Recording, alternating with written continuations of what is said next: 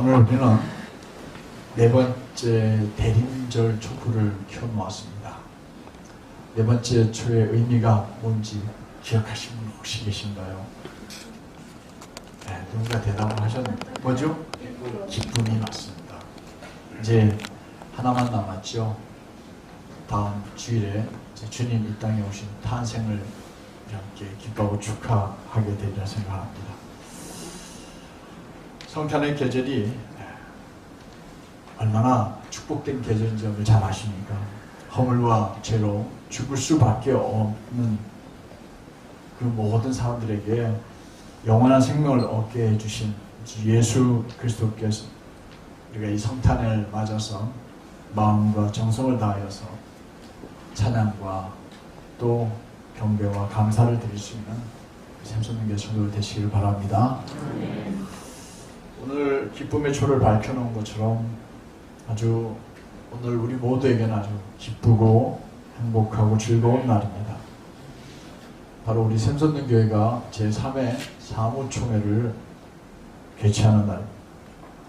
좀 다른 교회는 잘 모르겠습니다. 그리고 어떨지 잘 모르겠습니다. 그러나 지금 한참 사무총회를 진행하고 있는데 우리 샘솟는 교회는 사무총회 하는 날이 기쁨의 날, 감사의 날, 축제의 날이라 믿습니다. 저는 늘 그런 사무총회를 꿈꿔왔습니다.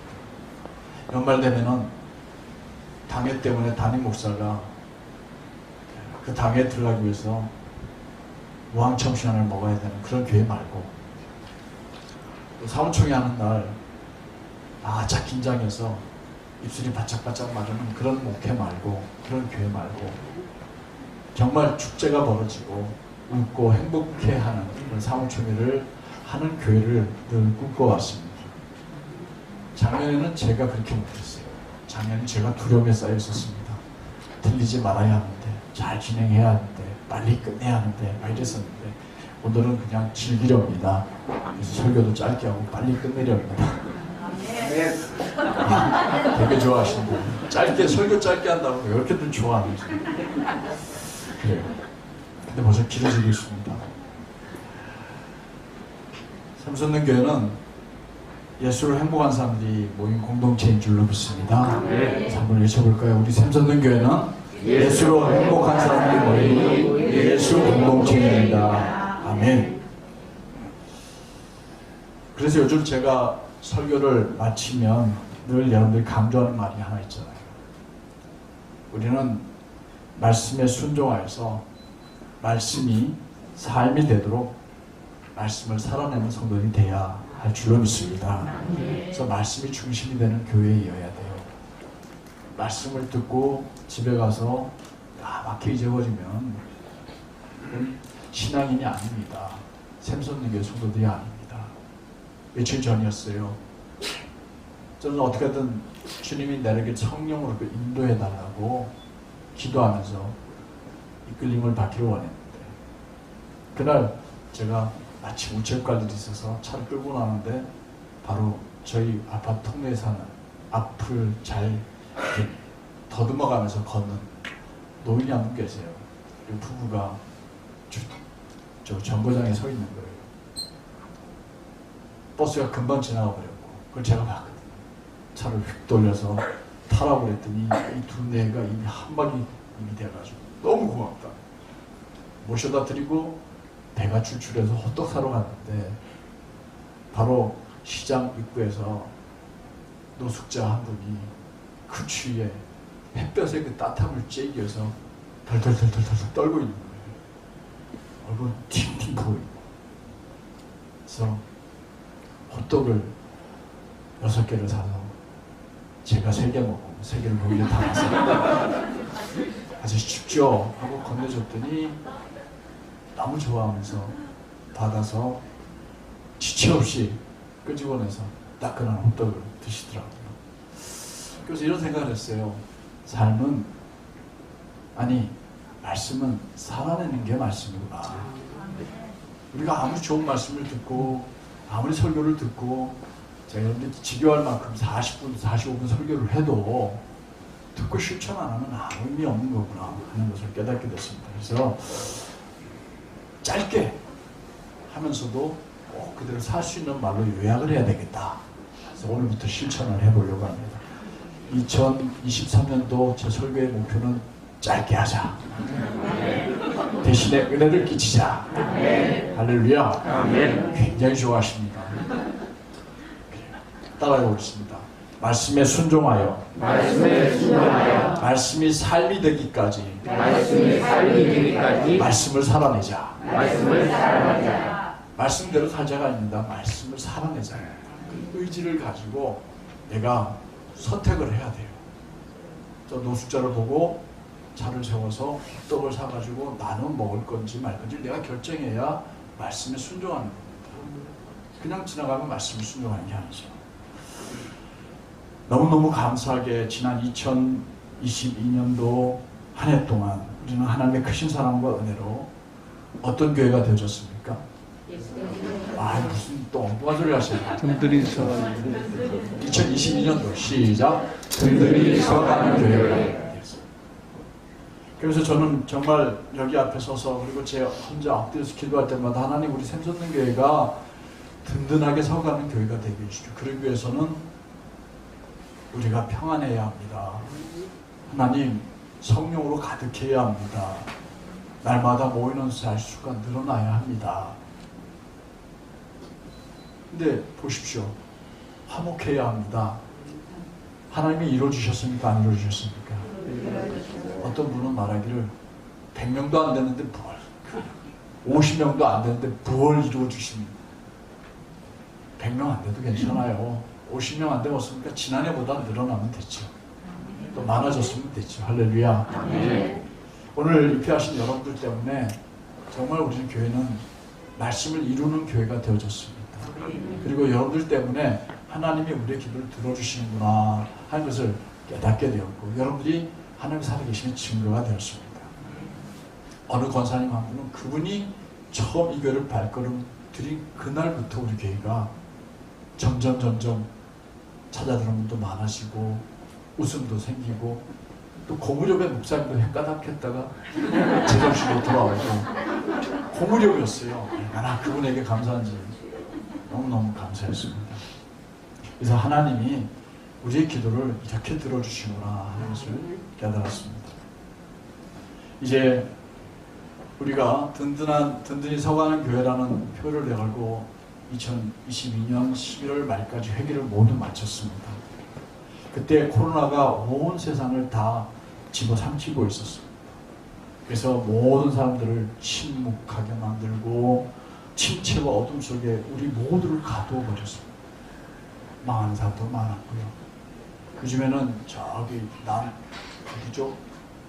저쪽 남쪽으로 가다가 저쪽 어디로 가면은 긴 다리가 있는데 무슨 다리입니까? 그 다리에서 뛰어내리는 사람들이 정말 많다고. 가다가 차를 세우면 운전자가 거기 나서 없어져. 그리고 바닷물에 자기 몸을 던지는 거예요. 얼마나 살기 힘들면 그렇겠습니까? 연구를 한다고 다들 그냥 아파트 산다고 정말 은혜길 얻어서 아파트 사러 왔더니 금리가 폭등하고 아파트 전세값은 깡통이 되어가고 이런 어려운 때에 하나님께서 우리 샘솟는 교회를 세우셔서 어렵지 않게 해주시고 이만큼 오늘 여기까지 우리를 인도해 주셨습니다. 그러게 저는 아까 부른 은혜라는 찬송을 부르면서 정말 하나님의 은혜구나. 그래서 먹먹해졌습니다. 여러분들 다 같은 마음인 줄로 믿습니다. 우리가 모일 때마다 기도한 것처럼 이렇게 우리 교회는 아직은 작은 교회지만 든든히 서가는 교회가 되었습니다. 그 결과 평안함이 즉 행복이 가득한 교회가 되었습니다. 하나님을 경외하는 성도들이 모여서 감사와 기쁨으로 예배를 드리는 교회가 되었습니다. 뿐만 아니라 성령의 위로하심이 넘치는 교회가 되었고 조금씩 모임자의 수가 더해지는 교회가 되어졌습니다. 지난 추수감사절에는 38명의 성도들이 예배를 드렸습니다. 그리고 두 번째 교회 창립 기념주일에 전 교인과 새 가족을 초청해서 그날은 무려 58명이나 되는 분이 예배를 드렸습니다. 개척한 지 2년밖에 안 된 교회, 그런 교회가 이렇게 하나님의 축복을 누리게 된 겁니다. 얼마나 놀랍고 또 감사한 일입니까? 우리 하나님께 영광과 존귀와 찬양의 박수를 한번 올려드립니다. 이제 우리 샘솟는 교회는 새해에는 보내심을 받은 사람들이라는 표를 내걸고 하나님 나라를 향해서 우리 함께 손 붙잡고 어깨동무도 하고 함께 걸어가려고 합니다. 한 분 한 분 빠지면요, 어깨동무가 힘이 없어지게 됩니다. 걸어가는 달동도 재미없어요. 함께 주님이 보내신 사람들이라는 타이틀을 내걸고 2023년도 더 힘차게 하나님 나라를 향해 달려가는 샘솟는 교회 성도들 되시길 축복합니다. 2024년도 표가 뭐라고요? 시작! 보내심을 받은 사람들. 할렐루야. 우리는 보내심을 받은 사람들. 강사님 언제 그거 올려놓으셨어요? 말씀 제목이네요. 맞아요. 보내심을 받은 사람들. 이거 좀 연초에는 자주 할 겁니다. 우리 샘솟는 교회는 보내심을 받은 사람들로 살아가요. 오늘 우리 성경, 본문 성경은 짧은 한 절이었죠. 오늘 시간 단축시키기 위해서 제가 조금만 읽었습니다만 여기 배경이 있어요. 예수님께서 제자들과 함께 마지막 예루살렘 여행을 하십니다. 예루살렘으로 마지막으로 올라가셨습니다. 예루살렘의 마지막으로 가셨다는 말의 의미는 무슨 뜻이냐? 십자가의 길을 가신다는 거예요. 이 땅에서 이제 마지막이라는 뜻입니다. 근데 예루살렘 성전을 들어가기 직전에 벳바게라는 그리고 베단이라는 마을 가까이 오셨을 때 예수님께서 갑자기 두 사람을 부르십니다. 누구인지 성경에 나와 있지 않았어요. 제자들 가운데 12명의 제자들 가운데 아니 더 많은 제자들이 따라왔겠죠. 그 중에 2명을 불러 세웁니다.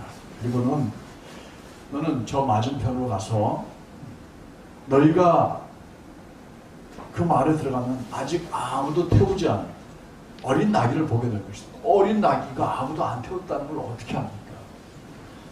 나귀가 누군가를 태우고 짐을 싣고 있으면 등에 무슨 자국이 남아요? 멍에 실은 자국이 남겠죠, 그죠? 그래서 등이 벗겨지고 뭐 이랬겠죠. 근데 아무것도 없는 깨끗한, 그러려면 아무래도 어리겠죠. 새끼 나귀를 보게 될 텐데 끌고 오라 이렇게 말했습니다. 데리고 와라. 이 명령을 받은 제자들은 보내신 곳으로 갔습니다. 그 마을에 갔더니 정말 나귀가 있었어요. 아주 어린 나귀였어요. 그걸 끌고 오려고 했더니 아니 그 나귀를 왜 끌고 갑니까? 하고 사람들이 묻겠죠. 뭐 그렇다고 미리 예수님이 가서 예약을 한 것도 아니었고 왜 끌고 갑니까? 그랬더니 주님이 시킨 그대로 한마디만 합니다. 주가 쓰시겠다고 합니다. 어려운 말도 아니잖아요. 주가 쓰시겠다고 합니다. 그랬더니 그러세요. 가져가세요. 다시 갖다 주겠다는 말도 얼마를 보상하겠다는 말도 없습니다. 그냥 쓰시라고 내주었던 겁니다. 그 어린 나귀를 타시고 예수님이 예루살렘 성에 들어가실 때 어린아이들과 온 주민들이 나와서 환호성을 지르고 찬송을 부르고 이제 스가랴 선지자가 수백 년 전에 예언한 내용 그대로 너희들의 왕이 오시려는데 그 왕은 겸손하여서 백마 타고 오는 분이 아니라 나귀 타고 오실 것이다 라고 예언을 했어요. 그런데 지금 나귀 타고 오시는 이 예수님을 바라보면서 사람들은 스가랴 선지자가 한 예언을 보면 뜻하면서 떠올리면서 와 우리의 왕이 오신다 하고 호산나 찬송을 부르고 그리고 나뭇가지를 꺾어서 흔들어서 환영하고 향을 피우고 그랬던 겁니다. 제자들은 예수님 가는 그 어린 나귀가 가는 길 앞에 옷을 벗어서 펼쳐놓고요. 저는 똑같은 제목으로 10월 30일 날 설교를 한 적이 있습니다. 이 말씀이 우리에게 주는 교훈을 3가지 말씀드렸습니다. 첫 번째 교훈은 뭐냐? 우리를 앞서가시는 예수님만 떠나보내면 우리는 보내심을 받을 수 없다는 거예요. 그분과 함께 가야 한다는 겁니다. 우리가 그분과 함께 살아야 우리도 보내심을 받는 사람들이 되는 겁니다. 주님 혼자 보내면 우린 절대 주님 앞에 보내심 받는 사람 될 수 없어요. 그래서 우리는 이 본문을 통해서 우리가 주님과 함께 살자. 그래서 어느 날인가 상진아 네가 이걸 좀 해라 하고 제게 뭔가 시키시는 일이 있어서 나를 부르셔서 시키는 곳으로 보내신다는 뜻입니다. 그래서 우리는 주님과 함께 사는 이들이 되어야 한다. 새해 여러분들에게 어떤 일을 맡기시면서 여러분들을 어디로 보내실지 우리는 아무도 모릅니다. 그러나 우리가 주님과 함께 걷다 보면 주님은 우리들을 반드시 불러서 아무개야 내가 너를 좀 보낸다. 가서 이 일을 좀 해라 하실 걸로 믿습니다. 우리 주님과 함께 살아야 합니다. 제가 이렇게 말씀을 드렸어요. 두 번째는 보내심을 받은 사람들은 예수님이 어떤 말씀하시든 그 말씀에 뭐 해야 합니까? 순종해야 합니다. 두 명의 제자들이 부르심을 받아서 가서 어린 나귀를 데리고 와라. 예수님 예약하셨어요? 그 데리고 오는데 미리 돈을 지불하셨어요? 예수님 그거 다시 언제 갖다 줘야 되는 거예요? 안 된다고 하면 어떻게 해야 돼요? 따지고 싶은 말이 굉장히 많았습니다. 그러나 갔습니다. 그리고 말씀 그대로 주님이 쓰신다고 합니다 하고 말 한마디만 했더니 아 그러라고 내어줬어요. 말씀 그대로 이루어졌습니다. 보내심을 받은 사람들은 어떻게 해야 한다고요? 시키시는 대로 순종하면 됩니다. 그러면 기적을 맛보게 됩니다. 그리고 세 번째 교훈은 보내심을 받은 사람들이 보여준 헌신과 더불어 우리가 헌신하면 보내심을 받은 사람이 헌신하면 그 헌신은 선한 영향력이 되어서 누군가에게 흘러가서 다른 사람들도 헌신하게 만든다니까요. 다른 사람들이 헌신하는 것만 보고 당신이 헌신하세요 그러는 건 은혜가 안 되는 교회예요. 저쪽 어디 교회인데 제가 이름을 말씀 못 드렸습니다. 그러나 이쪽 어디 교회는 그렇지 않더라고요. 모두가 먼저 헌신하는데 그 교회가 샘선동 교회라나 어쩌다나. 그래서 이 두 사람은 자기가 끌고 온 나귀에게다가 자기 옷을 벗어가지고 걸쳐놓습니다. 겉옷을 벗어서 걸쳐놓으니까 다른 제자들이 보고는 어떻게 했다고요?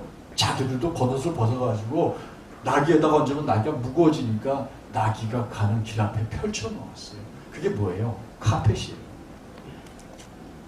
영화제 때 유명한 배우가 나오는 멋지게 그걸 궁둥이 흔들면서 이렇게 나오는 그 카페트보다 사람이 자기 옷을 벗어서 깔아보면 더 영광된 카페트가 아닙니까? 이 말씀이 참 새롭게 들리죠? 아, 이거 언제 그렇게 말씀하실지 그날 조르신 겁니다. 그렇지 않으면 그게 아니면요 제가 그날 여러분들께 은혜를 못 끼치는 겁니다. 여러분 입으려고 말씀하셔요. 그럼 그 책임이 저한테 있습니다. 그날도 설교가 무척 길었을 것 같아요. 새해는 분발해서 짧게 하도록 하겠습니다. 이제 오늘도 짧게 끝날 겁니다.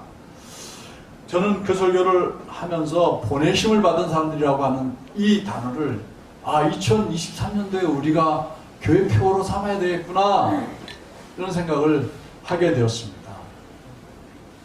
그래서 새 표어가 보내심을 받은 사람들이 된 거예요. 묵상을 했어요. 기도원에 올라가서 깊이 묵상도 하고요. 우리가 보내심 받은 사람답게 하는 것은 어떤 걸까? 우리는 누가 우리를 보냈을까?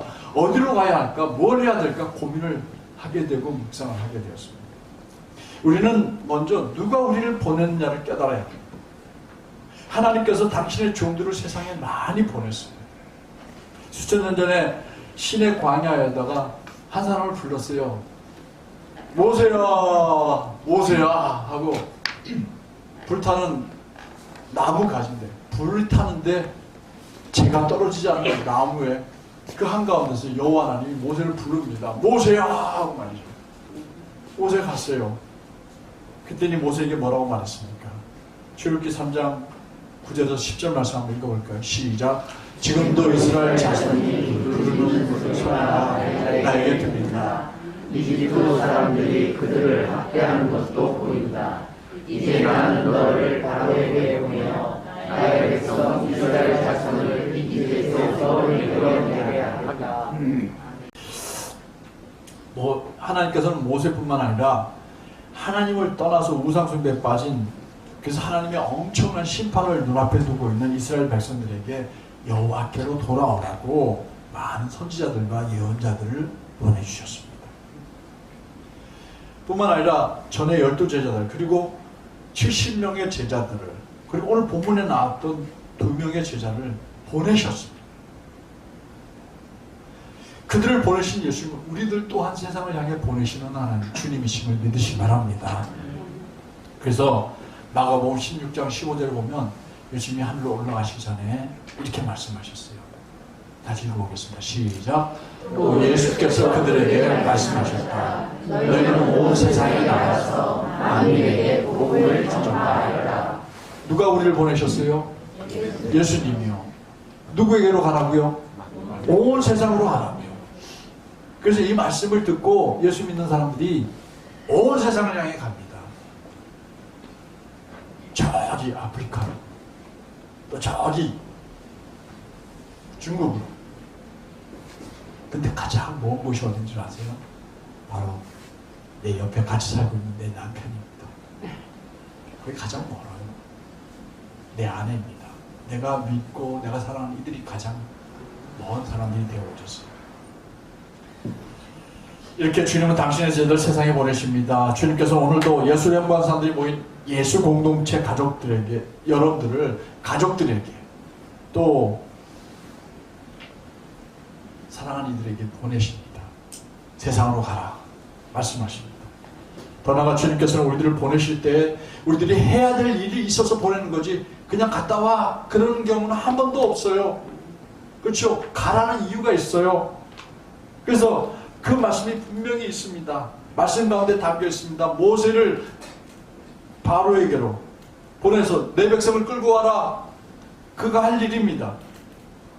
또 당신의 백성들에게로 보내서 이끌어내 와라 이렇게 말씀하십니다. 이사선지자를 보낼 때는 삼위 하나님을 대신해서 가라고 말씀하십니다.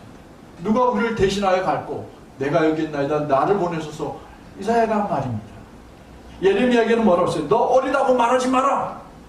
내가 너희 입술에 담아주면 너는 어리니까 그냥 뭐 하나님이 시켜서 하는 말입니다 라고 말해버려라.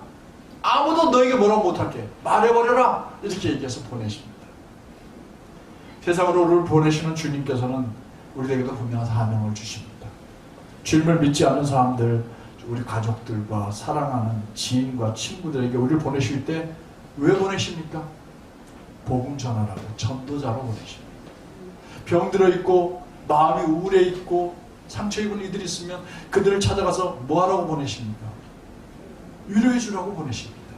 그래서 우리는 믿지 않는 자들에게는 전도자로, 병든 자들에게는 위로자로 합니다.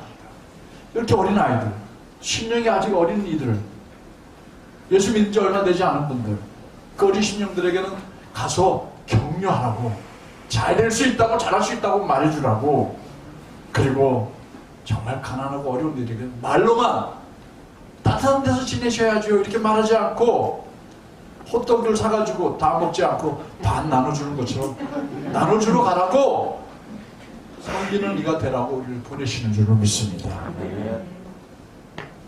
새해 우리들은 전도하기 위해서 믿지 않는 자들에게로 가야 합니다. 신방하여서 병든 자들을 찾아가 위로해야 합니다.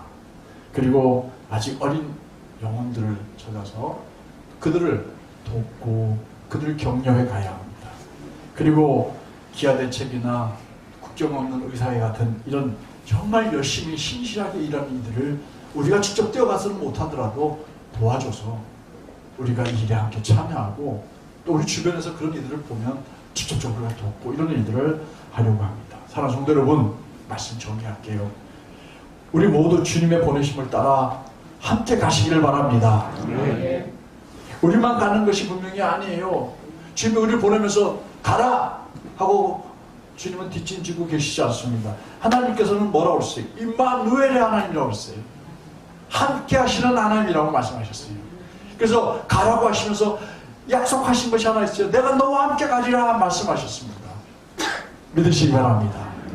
뿐만 아니라 하나님 직접 함께 안 가시면 어떻게 해요? 우리들 보다 먼저 사자를 보내서 이미 다 거기서 일을 다 조치해 놓고 있겠다 말씀해 주셨습니다. 우리 가는 길을 도와주실 하나님이심을 믿습니다. 초대교회에 임하였던 성령 역사가 일어날 것을 기대하시기 바랍니다. 2023년 한 해 동안 말씀에 순종하여서 말씀이 삶이 되기까지 말씀을 살아내는 예수 행복한 사람들이 모인 예수 공동체, 우리는 보내심 받은 사람들을 잊지 않고 한 해를 승리하는 생성교회 성도들 되시길 축복합니다.